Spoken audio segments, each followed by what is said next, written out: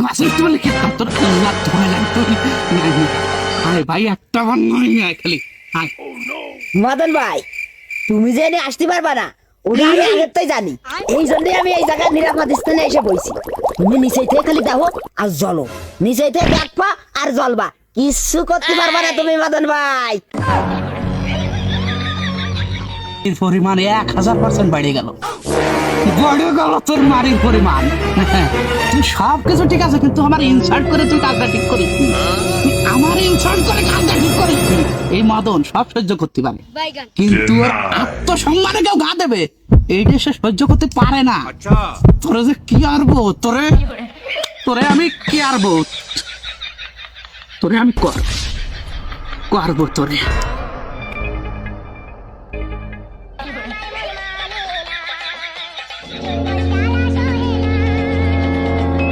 Hello, কাল সে কোয়ানের তুই? কিডা? আমি মদন। হ্যাঁ আমি আছি, এই তো আছি এক জায়গায়। কেন কি হয়েছে? এই তাড়াতাড়ি আমার এই বাড়ির কানা ছেড়ে বাগানে জামরুল তলায় তাড়াতাড়ি আদি, ইমার্জেন্সি তাড়াতাড়ি আয়, আইনে চলে আয়। হ্যাঁ আচ্ছা আসতেছি আমি।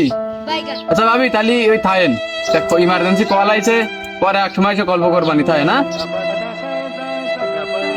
কি হইছে? কি দেখতেছিস তুই? কলি না আমারে যে আমি গাছে উঠতে পারবো না, না সেই জন্যই যে গাছে উঠতে পারে তারে ফোন দিছি, আসতেছি। ভাই ও ভাই, ভাই রে ভাই, ও ভাই আমার মাফ করে দেন ভাই, ভাই।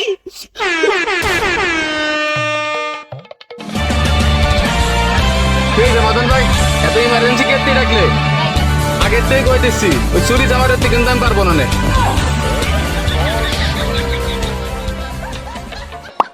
মানে বুঝলাম না, চুরির কথা উঠলি কোন কারণে? এ তুই জানিস না আমি চুরি জামাই ছেড়ে দিয়েছি? শোন, গাছে উঠছি হবে।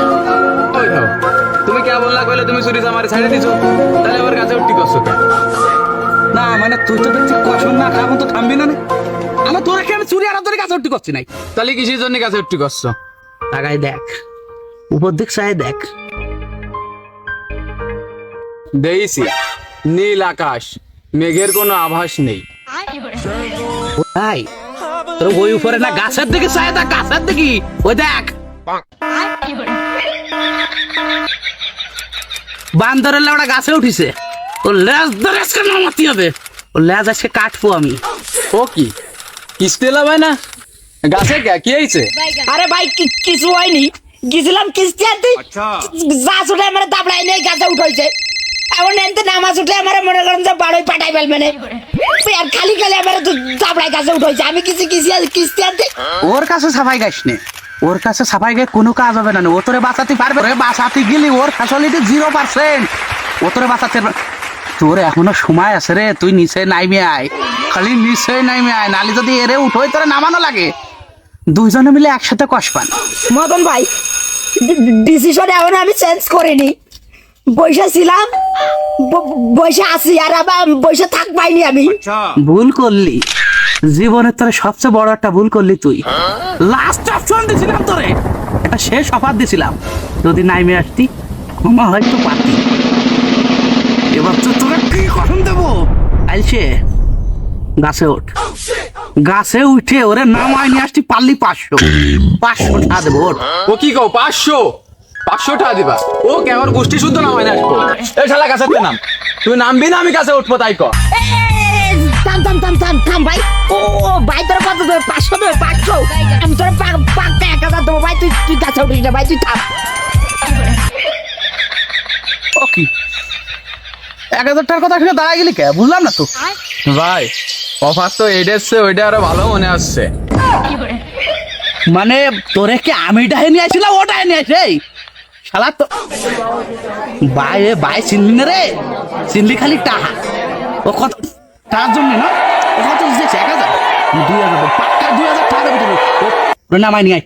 ও তাহলে উঠা যায়। আচ্ছা এ গাছের নাম, তোরে 1-3 সেকেন্ড সময় যাবো, তাড়াতাড়ি গাছের নামবি। গাছের নামে আমি উঠলে কিন্তু ঝামেলা হয়ে যাবে না। গাছের নাম কত দিতে চাইছে মদন ভাই? 2000?